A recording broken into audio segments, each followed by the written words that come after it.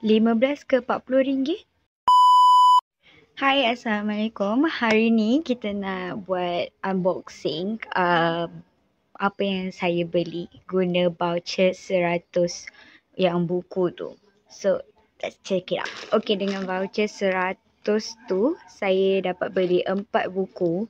Tapi sayangnya, dia daripada kedai yang berbeza-beza. So, saya terpaksa add on like RM27 something untuk postage sebab ialah berbeza-beza kan. So kalau I think kalau sama kedai dia tak adalah masalah sangat. But because of different kedai, so I need to add on 27 sen untuk postage keseluruhan. So dia macam RM127.27. But it's okay. So overall saya dapat 4 buku. Okay, the first book is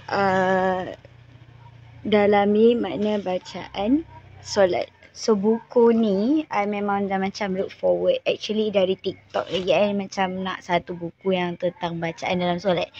But I macam tak ada kesempatan lagi untuk beli dekat TikTok. And then bila keluar voucher buku ni, I think like this is the first book that I need to buy. So this is harga buku ni RM23, sangat murah. Lepas tu dia macam besar sikit macam ni. Okay. Dia pun nampak menarik untuk dibaca. So, yeah. To the first one. Okay. The second one is Cari Kata. Kenapa saya beli buku ni? Sebab saya rasa macam I need to fulfill my inner child. Yang macam nak main cari kata. Faham tak? Dia macam saja nak main. Sebab I prefer physical book than online book. Online.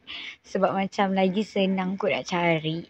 Plus dia macam tak sakit mata sebab we always with the phone.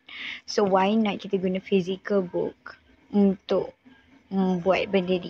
So setiap orang ada preference masing-masing. Ada macam apa yang diorang suka. So ya, lantaklah. So belilah yang physical punya. Ni daripada Synergy Media. Harga buku ni RM16.90. Okay, this is the second book. Okay, the third book is 25 Nabi Allah yang wajib kita kenal. This is the third book. Actually, Fatih suka buku yang macam like kind of fact. So I want to know the fact about 25 of Nabi yang kita kena kenal. So ini daripada Ustaz Ibnu Selamat, the Pustaka Azhar, and this book cost RM37, RM37. So yeah, this is the third book. Okay, the last partial which is the last book. Okay, buku ni sebenarnya dah ada isu dia apa, dah beli lama sekali dengan buku-buku yang lain, dah order lama, tapi tiba-tiba PTS kot tak PTS Media ada WhatsApp I cakap buku yang I minta tu dah habis stok. So dia macam dia bagi I list of book, dia tunjuk gambar book yang I nak tukar. So I macam tanya boleh tapi kena tambah harga ke? Dia kata tak perlu. So okay lah, I pilih buku yang sekarang. Okay, the last book is apa yang I tukar ialah ayat-ayat sains. I tak ingat buku yang I pilih, the first one. So forget it. Tapi ni buku yang I minta tukar. So ayat-ayat sains. It's about rahsia keagungan alam nyata dan ghaib dalam Al-Quran. It's quite interesting to know what include in Al-Quran about our daily life macam tu. And then bagusnya diorang bagi sekali dengan bookmark. Book cute. Okay. Actually buku ni pun sampai lambat berbanding buku-buku yang lain. Like a week late.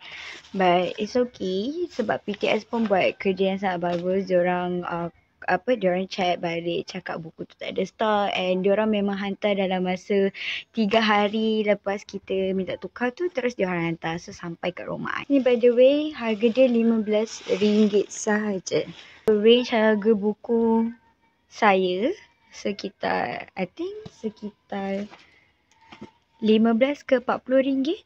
So sangat-sangat berbaloi untuk korang beli, tak kisahlah korang nak beli buku apa pun, guna voucher 100 tu janji korang ada exciting thing untuk buat within your waktu lapang. Tak kisah buku tu buku ilmiah ke, buku komik ke, buku cari kata ke, it's okay, but semoga benda tu bermanfaat. So hopefully untuk the second batch yang dapat voucher 100 ni, korang adalah macam sikit-sikit benda atau idea untuk beli buku apa daripada video ni. So tu je untuk hari ni. Oh, sebelum tu jangan lupa untuk sentiasa support saudara kita di Gaza, sebab from river to the sea, Palestine will be free. Okay? Ciao. Assalamualaikum.